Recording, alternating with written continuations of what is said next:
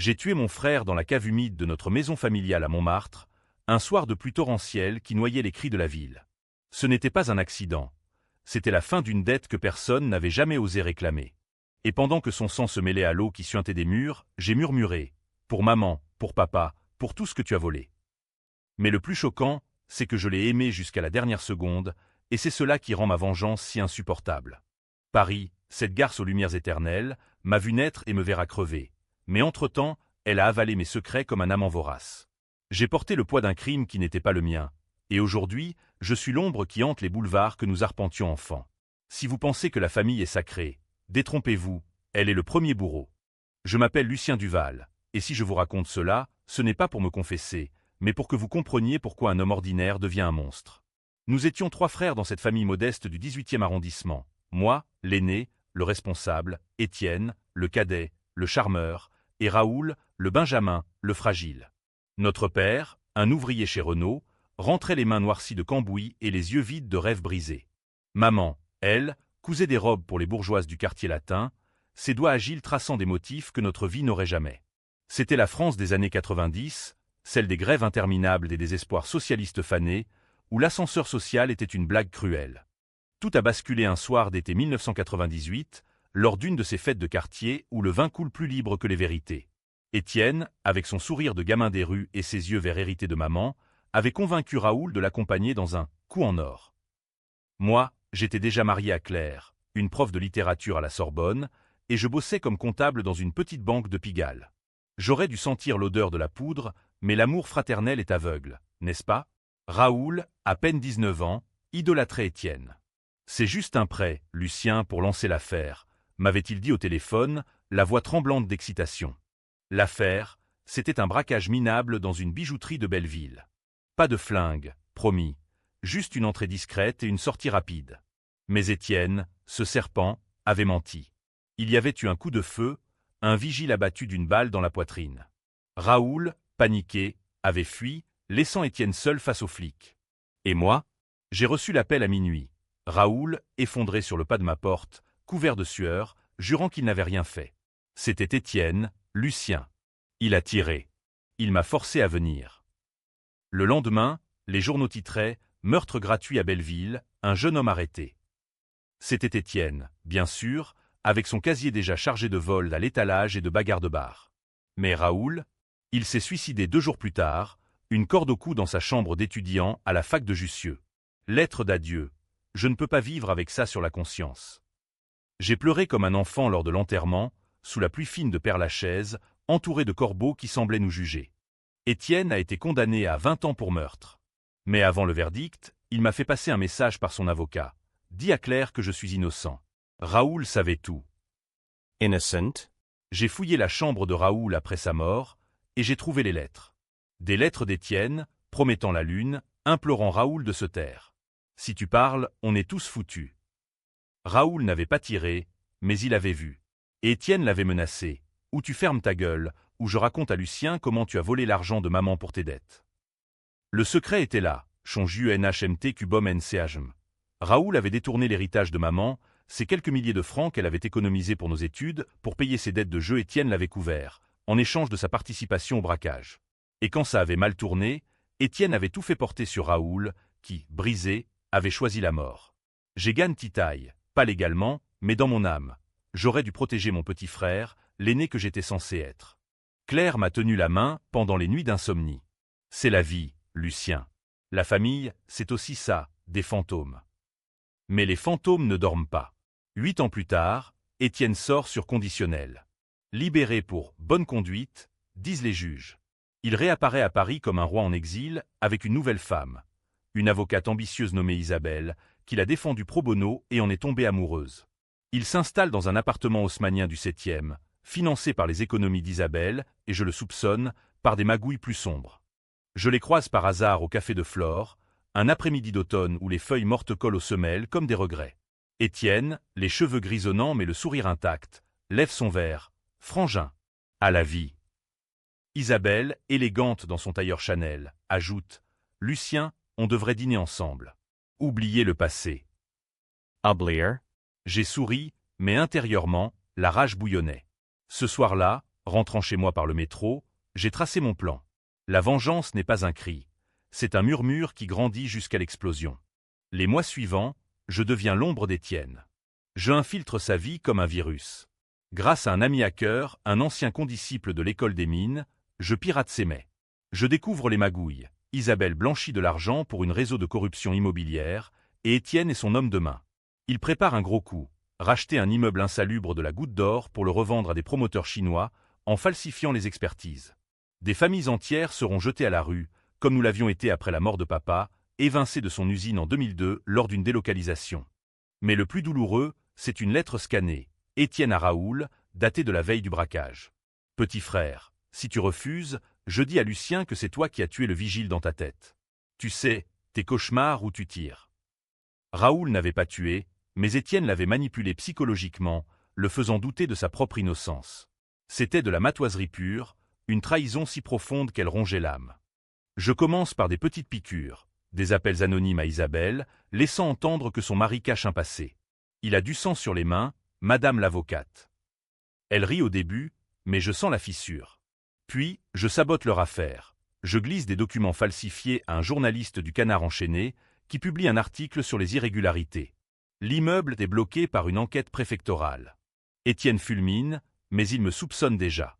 Lors d'un dîner forcé chez eux, Claire insistait pour la réconciliation, il me glisse. Tu joues à quoi, Lucien? Tu veux me voir crever comme Raoul. C'est là que le premier twist arrive. Isabelle est enceinte. De 6 mois. Elle l'annonce ce soir-là, radieuse, un verre de jus d'orange à la main. Étienne, larmoyant, embrasse son ventre. Et moi? Je fixe le fœtus invisible, pensant à Raoul, à l'enfant qu'il n'aura jamais. La vengeance vacille. Dois-je détruire une famille naissante pour venger une morte? Paris, avec ses gargouilles qui veillent sur Notre-Dame, semble me juger depuis les toits. Pourtant, je poursuis. J'embauche un privé pour fouiller le passé d'Isabelle.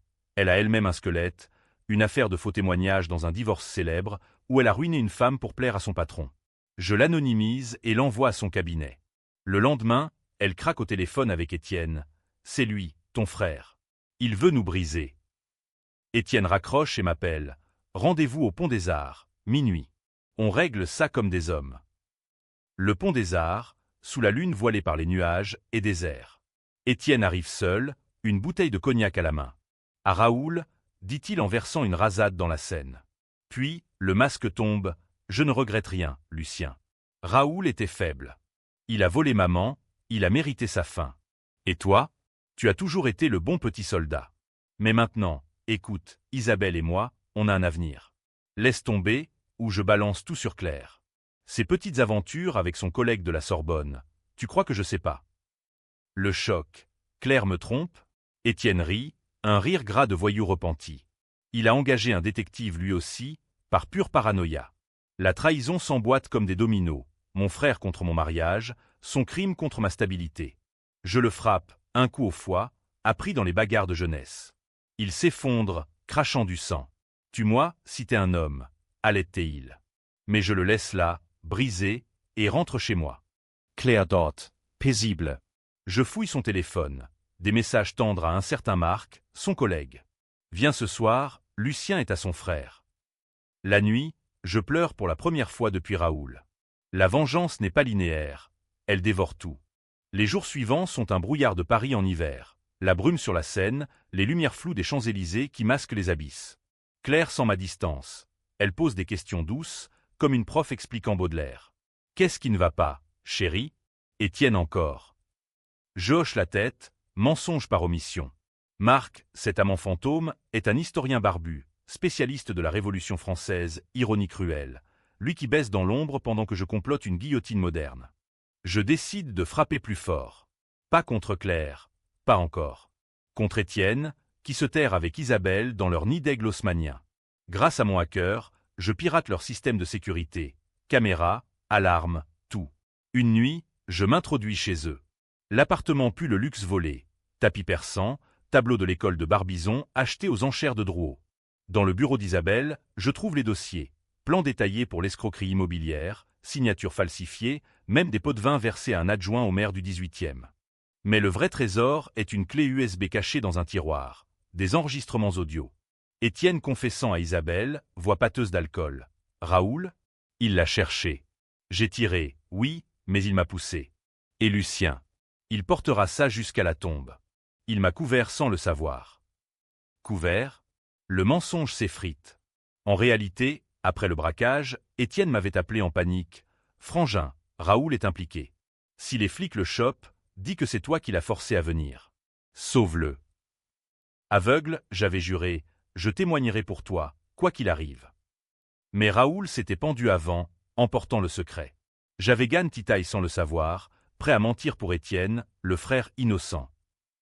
La RAI me submerge. Je copie tout, efface les traces, et sors par la fenêtre donnant sur les toits. Paris en contrebas est un labyrinthe de tuiles mouillées, où les chats errants miaulent comme des âmes damnées. De retour chez moi, je confronte Claire. Pas de cris, juste les faits, posés comme des vers sur une table de bistrot. Marc. Elle pâlit, puis fond en larmes. C'était une erreur, Lucien. Après Raoul, tu étais si distant. J'ai eu besoin de sentir quelque chose. Besoin? Comme Étienne avait eu besoin de Raoul pour son coup foireux. Nous parlons jusqu'à l'aube, café noir et croissant froid. Claire avoue, 3 mois, pas plus. Marc est marié, père de 2 enfants. Je t'aime encore, dit-elle, main sur la mienne.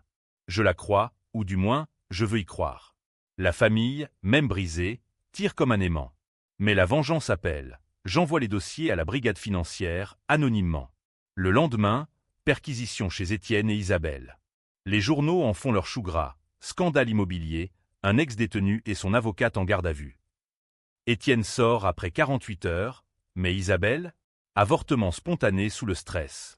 Elle le quitte sur le trottoir du palais de justice, hurlant « Tu m'as ruiné avec tes fantômes ». Seule, enceinte d'un vide, elle file à Lyon chez sa sœur. Étienne, ruiné, squatte un hôtel borgne près de la gare du Nord. Il m'appelle. C'est toi, hein? T'as tout bousillé. Pour Raoul, il était pourri, Lucien. Il dealait pour payer ses dettes. Tu sais pas ça? Nouveau mensonge?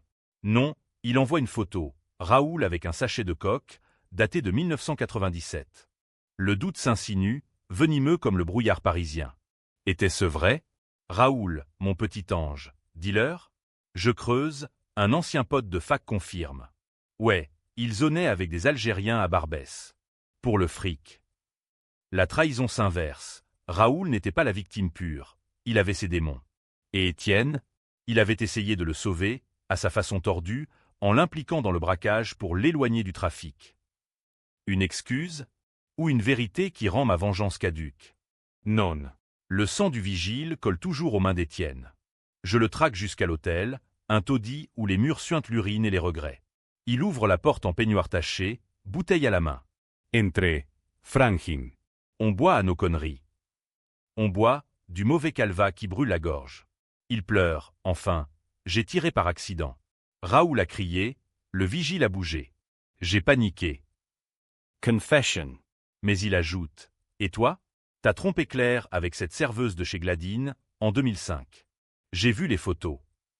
Réciprocité des vices, nous sommes des miroirs brisés. La nuit se passe en confession croisée. Étienne avoue le chantage sur Raoul, les menaces. Moi, je lui raconte ma solitude après sa condamnation, comment j'ai élevé nos parents seuls, comment maman est morte en 2005 d'un cancer, murmurant « Protège tes frères ». Ironie, j'échoue. Au matin, pacte fragile, on recommence à zéro. Il hoche la tête. Mais en sortant, je vole son téléphone. Dedans, message à un contact anonyme, le privé est prêt. Sur Lucien, creuse plus. Il n'a pas lâché. L'amatoiserie reprend, il mettendo un piège. Je contre-attaque. J'appelle Marc, l'amant de Claire. Laissez-la tranquille ou je balance vos textos à votre femme. Il raccroche, terrifié. Claire, blessée par ma froideur, demande le divorce. Tu es obsédé par le passé, Lucien. Laisse-moi partir. Elle part, valise à la main, pour un appartement près du Panthéon. Paris se fissure. Plus de foyers, plus de frères, juste l'écho de mes pas sur les pavés. Le plan final germe, ruiner Étienne financièrement, puis le confronter au lieu du crime. Je contacte les promoteurs chinois, révélant les flics sur l'affaire. Ils le blacklistent. Désespéré, il tente un dernier coup, vol d'une galerie d'art à Saint-Germain. Je le sais par son tel piraté. Je préviens les flics anonymement, mais je m'y rends aussi, masqué. La galerie, tableau de monnaie falsifiée, odeur de vernis frais. Étienne, ganté, force la vitre quand les sirènes hurlent. Il fuit, je le poursuis dans les ruelles. Coup de feu, le sien, en l'air. Arrête-toi, Lucien. C'est fini. Mais je ne m'arrête pas. On lutte au sol, près d'un égout qui pue la mort. Il me domine un instant, couteau à la gorge. Pour Raoul, tu me dois ça. Twist, il sait que j'ai gagne titaille, qu'il m'a manipulé depuis le début. Je le désarme, le plaque. C'est pour le vigile. Mon poing s'abat, encore et encore. Pas de mort, mais une fracture, du sang. Les flics arrivent. Il est arrêté pour tentative de vol aggravé. Conditionnel révoqué, 20 ans plein, cette fois. La cellule d'Étienne à Fresnes est un tombeau de béton, où les échos des cris se mêlent au tic-tac des horloges invisibles. Je ne le visite pas tout de suite. Je laisse mariner, comme un bon vin de Bordeaux qui tourne au vinaigre. Paris, sans lune ni clair, est une coquille vide. Je erre du Louvre à la Tour Eiffel, évitant les touristes qui sourient bêtement devant les monstres qu'ils ignorent. Mon travail à la banque, licencié pour absentéisme émotionnel, dit le DRH, un rat en costard. Je vis de pige freelance, comptabilité pour des petits commerçants de Montorgueil, qui me paient en croque-monsieur et regards apitoyés. Claire m'appelle une fois, voix brisée par le vin. Les enfants de Marc? Ils savent tout. Il m'a quitté. Ironie, ma vengeance collatérale détruit plus que prévu. Je raccroche sans un mot. La pitié est un luxe que je ne m'accorde plus. Isabelle, de son côté, a porté plainte contre Étienne pour souffrance morale, réclamant une pension pour l'enfant perdu. Les tabloïds s'en délectent, frères ennemis, la malédiction du Val. Ma photo apparaît, floutée, avec la légende « L'aîné silencieux, complice ou victime ». Le silence, voilà mon arme ultime. Je compile tout, lettres, enregistrements, preuves, dans un manuscrit anonyme. Le sang des frères, un récit à la Zola, cru et accusateur. Je l'envoie à un éditeur de la rue Jacob, Gallimard. Rejet initial, trop sensational, monsieur. Mais un assistant lit en cachette, leak sur Twitter, sang des frères explose. Vente folle. Je signe sous pseudonyme l'ombre de Montmartre. L'argent coule, assez pour acheter l'ancienne maison familiale, celle où Raoul s'est pendu. Rénovation. Je repeins les murs, brûle les vieux meubles dans un brasier au jardin. Les voisins murmurent, le fou qui danse avec ses démons. Une nuit, vision, Raoul, spectral, me dit « Arrête, Lucien. Étienne est moi, et je suis lui. » Inceste des âmes. La famille est un cercle vicieux. Pourtant, je visite Étienne enfin. Fresnes, parloir glacial, odeur de désinfectant et de désespoir. Il est maigre, yeux creux. Tosgagny, Frangin. Le livre, c'est toi, hein? J'acquiesce. Il rit, amer. Raoul Dillet, oui. Mais c'est moi qui l'ai initié, pour un petit trafic de hache à 16 ans. On était complices. Nouveau twist, complicité mutuelle. Étienne avoue, j'ai tué le vigile pour protéger Raoul d'un plus gros cartel. Il devait rembourser 50 000 francs. Le braquage, c'était pour ça. Protection? Une façade pour sa cupidité. Mais le doute persiste. Et si Étienne avait raison? Et si Raoul, faible, avait mérité sa chute? Dehors, l'hiver mort. Je croise Isabelle par hasard au marché d'Aligre. Elle vend des bijoux faits main, visage marqué par la perte. Votre frère m'a volé mon enfant, dit-elle. Je paie ses boucles d'oreilles, 50 €, et murmure, le mien aussi. Connivence des victimes. Elle ajoute, Étienne m'a dit la vérité, une fois saoul, il vous a toujours envié. Votre stabilité, votre honneur, point. Envie, le poison familial français, hérité de Balzac. La vengeance mute, pas juste destruction, mais révélation. Je organise une lecture publique du livre au Shakespeare & Company, librairie mythique où Hemingway buvait ses rages. Foule dense, intellectuel, curieux, même un flic en civil. Je lis l'ouverture, les 3 hooks que vous connaissez. Question fuse, était-ce justifié? La famille vaut-elle le sang? Les auditeurs se divisent. Certains applaudissent ma catharsis, d'autres me traitent de vautour littéraire. C'est là que le vrai danger surgit. Un homme en trench coat, post-lecture. Monsieur Duval? J'ai connu Raoul. Il s'appelle Karim, ex-dealer de Barbès. Votre petit frère? Pas si innocent. Il a balancé un rival au cartel, pour grimper. Étienne l'a sauvé en le sortant du milieu, d'où le braquage. Mensonge ou vérité? Karim me glisse une adresse, un bar à Bastille, pour plus de détails. J'y vais, cœur battant. Le bar, jazz en fumée, poster de Miles Davis. Karim attend avec un dossier, photo de Raoul avec des malfrats, relevé bancaire. Il volait maman pour le cartel, pas pour des dettes de jeu. Choc, Raoul, le fragile, était un serpent pire qu'Étienne. La trahison profonde, mon Benjamin m'avait menti à moi aussi, l'aîné protecteur.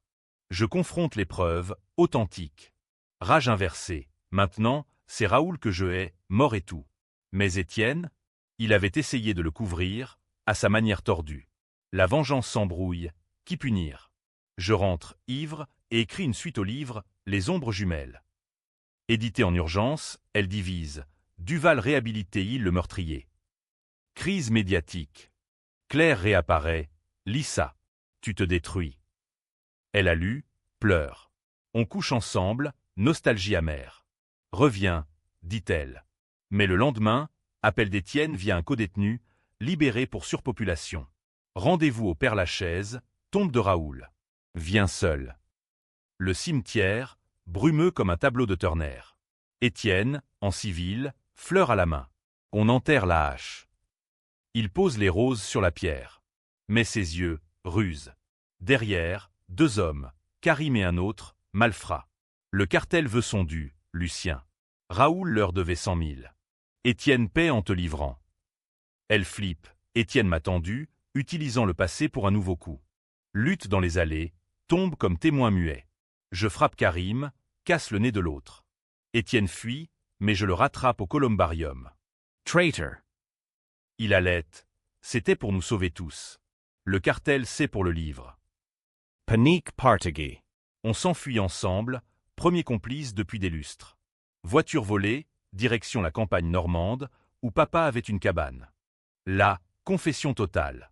Étienne, j'ai tué pour Raoul, mais j'ai menti pour survivre. Toi, tu as gagné Titaille parce que tu m'aimes encore. Vrai. La nuit, autour d'un feu, on rit des absurdités, nos jeunesses volées, les amours perdus. Twist, Isabelle appelle Étienne, je reviens. Pour le bébé, j'en attends un autre, d'un donneur. Espoir fragile. Mais le cartel piste. Matin, fusillade à la cabane. Je prends une balle pour Étienne, épaule en sang. Il me soigne, larmes, pas toi, frangin. On contre-attaque, appel anonyme aux flics, preuve du cartel via mon hacker. Raid, Karim arrêté, le boss en fuite. La Normandie, avec ses falaises battues par la Manche, est un exil précaire, vent salé qui fouette les plaies, comme la mer ronge les rochers de Étretat. On squatte la cabane de papa, transformée en bunker, volet clos, radio crachotante diffusant France Inter sur les ondes. Étienne cuisine, ragoût de lapin chassé illégalement, et pour la première fois, il parle de maman sans mensonge, elle savait pour Raoul. Protège-les, elle disait. Mais on l'a tué, nous, avec nos secrets. Ma blessure à l'épaule suppure, fièvre qui délire, vision de Raoul, spectrale, tendant la main. Gánh tội thay, grand frère. Claire appelle. Où es-tu? Le livre fait scandale, on te cherche. Je mens, en voyage d'affaires. Mais elle sait, reviens, Lucien. Ou je pars pour de bon. Dilemme, vengeance ou rédemption. Paris-Tire, aimant toxique. Étienne change, il lit mon livre, annoté comme un étudiant. T'as bien écrit ma laideur. Mais Raoul, il était pire. On fouille les souvenirs, photo jaunie, où on pose en marinière sur la butte Montmartre. Rire forcé, puis silence lourd. Il avoue l'ultime flip, j'ai falsifié les preuves contre toi, au début. Disant aux flics que tu savais pour le braquage. Intention, me forcer à choisir, à briser ma vie parfaite. Jalousie fraternelle, cette gangrène française, comme chez les Goncourt. On décide de contre-attaquer le cartel. Étienne contacte un vieux indique de Fresnes, qui balance l'adresse du boss, un maghrébin nommé Tariq, planqué à Clichy-sous-Bois. Plan, infiltration, enregistrement, livraison aux flics. Risqué, mais cathartique. Route de nuit, autoroute A13, phare dans le brouillard. Étienne conduit, main tremblante. Si je crève, dis à Isabelle que je l'aimais. J'acquiesce, mais pense, trop tard. Clichy, banlieue grise, tour HLM tagué, odeur de kebab et de révolte. On se gare près d'un café mort, feignant les touristes égarés. Tariq, barbu, Rolex fake, entouré de sbires. On s'approche, micro caché. On a les infos sur Duval, ment Étienne. Discussion tendue. Tariq rit. Le petit dealer Raoul, il nous devait gros. Son frère aîné paiera. Menace directe. Enregistrement bouclé, on fuit, poursuite en mobilette, klaxon hystérique. De retour à la cabane, on envoie le fichier à la PJ. Raid télévisé, Tariq arrêté, manette en direct sur BFM. Triomphe fugace, Étienne pleure, pour Raoul. Mais le lendemain, coup de fil, Isabelle. Tariq, il était mon client. Tu as ruiné mon cabinet pour de bon. Elle raccroche, voix brisée. Double trahison, Étienne l'ignorait, mais son amour trempait dans la magouille. Rage renouvelée. Je confronte Étienne, tu construis sur des ruines. Il craque, comme toi avec Claire. Tu l'as gardé par peur, pas par amour. Vérité qui pique. On se bat, poing nu dans la boue normande, comme gamin. Blessure ouverte, mais catharsis. On s'arrête, essoufflé, riant du ridicule. On est maudit, dit-il. Pacte, rentrer à Paris, affronter tout. Retour, la capitale nous avale, Gargantua affamé. Maison familiale rouverte, je vis là, fantôme. Claire frappe à la porte, valise abandonnée. J'ai lu la suite. Tu as raison, le passé nous mange. Réconciliation fragile, dîner au candlelight, Baudelaire lu à voix haute. Mais Étienne, il squatte un studio à la Villette, cherchant du boulot, vigile, ironie. Isabelle le harcèle. Tu me dois 200 000 pour les dommages. Procès en vue. Le scandale du livre culmine. Débattez-les sur France 2, moi invité anonyme. La vengeance familiale est-elle justice? J'argumente, non, mais silence et complice. Public divisé. Twitter pour héros tragique, autre manipulateur narcissique. Twist, un spectateur appelle en direct. C'est moi, Marc. Claire mérite mieux que toi, Duval. Ligne coupée, chaos. Nuit d'insomnie, je pirate le tel de Marc, trouve, il prépare un livre contre moi, la vérité sur Lucien. Contre-vengeance, ligue de Sémet à sa femme. Divorce express, Marc ruiné. Claire apprend, hurle, tu es pire qu'Étienne. Elle part, définitivement, pour Lisbonne, poste à l'université. Veuf émotionnel. Étienne, sentant la tempête, propose, fuyons. Canada, comme papa rêvait. Mais non, le climax approche. Le procès d'Isabelle contre Étienne, tribunal de Paris, marbre froid. Je témoigne pour lui, il a changé. C'était accidentel. Juge sceptique. Isabelle, enceinte visiblement le second, pleure, il m'a trahi, comme son frère. Public, murmure, les Duval, une lignée de serpents. Verdict, Étienne condamné à payer, mais pas de prison. Soulagement. Soir, on fête aux zincs de chez Prune, Belleville, lieu du crime originel. Vin rouge, absinthe. Il trinque, à nous, les survivants. Mais ses yeux, ombre. Plus tard, je fouille son sac, billet d'avion pour Marseille, cash. Fuite, je le suis, train de nuit, wagon-lit brinque-ballant. Marseille, port puant le sel et les rêves brisés. Il rencontre un contact, bateau pour Alger. Pourquoi? Il avoue, le cartel a un reste. Tariq a balancé mon nom avant l'arrestation. Peur viscérale. Je l'empêche, affronte, comme un Duval. Rixe avec les passeurs, je prends un coup de barre, côte cassée. On rentre, traînard. Paris nous vomit, Étienne arrêté pour association de malfaiteurs, le bateau était piégé par les flics. 10 ans ferme. Trahi par toi? Hurle-t-il au parloir. Non, par sa paranoïa. Twist, j'avais averti les flics pour le protéger d'une vraie fuite. Seul, je finis le livre final, Le cercle brisé. Best-seller, mais vide. Maman hante, protège-les. Trop tard. L'été 2025 enveloppe Paris d'une chaleur poisseuse, comme la sueur d'un amant infidèle. Je vis reclus dans la maison de Montmartre, jardin envahi par les ronces, métaphore de mon âme. Le cercle brisé sort en septembre, préface par un critique du Monde, Duval dissèque la famille comme un chirurgien sadique. Ventre-corps, mais je refuse les interviews, l'ombre préfère le silence. Claire envoie une carte postale de Lisbonne. Pardonne-moi. Ou pas. Pas de réponse. Le pardon est un mot bourgeois. Étienne pourri à la santé, lettres sporadiques, l'isola, frangin. Germinal pour nos mines de sel. Humour noir. Il prépare un appel. Preuve que le bateau était une embuscade policière pour le piéger. Vrai? Mon hacker confirme. Flic véreux, lié au cartel pour des dessous de table. Ironie. La loi, cette putain, trahie comme la famille. Isabelle accouche, un garçon, prénommé Victor. Elle m'appelle. Viens le voir. Pour clore. Hôpital Saint-Louis, odeur d'antiseptique et de nouveau-né. Victor, yeux verts comme Étienne, comme maman. Il mérite mieux, dit-elle. Je touche sa main minuscule, et Raoul ressurgit, l'enfant que j'aurais pu avoir avec Claire. Larmes, première depuis des décennies. Décision controversée, je paie les avocats d'Étienne avec les royalties du livre. Libéré en conditionnel après 6 mois, grâce à l'affaire des flics véreux, scandale national, enquête de la IGPN. Il sort, amaigri mais vif, tu m'as sauvé. Pourquoi? Réponse. Parce que Gan Titaï, c'est notre malédiction. Mais la fin, c'est moi qui l'écris. Réunion familiale bancale, Étienne, Isabelle, Victor, moi. Dîner au relais de l'entrecôte, steak frites noyé de sauce. Rire forcé sur les bébés, silence sur les tombes. Twist final, Étienne glisse une enveloppe, pour Raoul. Son vrai héritage. Dedans, confession signée, à poster après sa mort. J'ai tiré, mais il a armé le flingue. Complice jusqu'au bout. Choc. Raoul que-auteur du meurtre.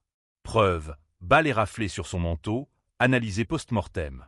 La vengeance s'effondre. Pas victime, pas bourreau, juste humain pourri. Public du livre divisé. Pétition pour réhabiliter Raoul, contre justice pour le vigile. Débats enflammés sur CNews. La famille française est-elle un mythe empoisonné? Moi, je choisis la paix tordue. Étienne et Isabelle emménagent près de chez moi. Victor grandit, ignorant les ombres. Claire revient, sporadique, week-end volé, amour usé mais tenace. On recommence, demande-t-elle. Oui, mais avec cicatrice. Épilogue UAM, un soir de Noël, place Vendôme, neige artificielle. Étienne et moi, cognac en main, regardons les vitrines. La sortie qu'ils avaient sous-estimée a changé toute la dynamique familiale. Il rit, le braquage, cette sortie ratée. Mais maintenant, on sort ensemble, au théâtre, au foot. La vengeance? Un chapitre clos, ou pas. Car dans l'ombre, un appel anonyme, Tariq est libre. Il veut le gamin. Fin over. Bi kịch có u có hậu. À vous, lecteurs, de trancher. Paris continue de danser, tango macabre.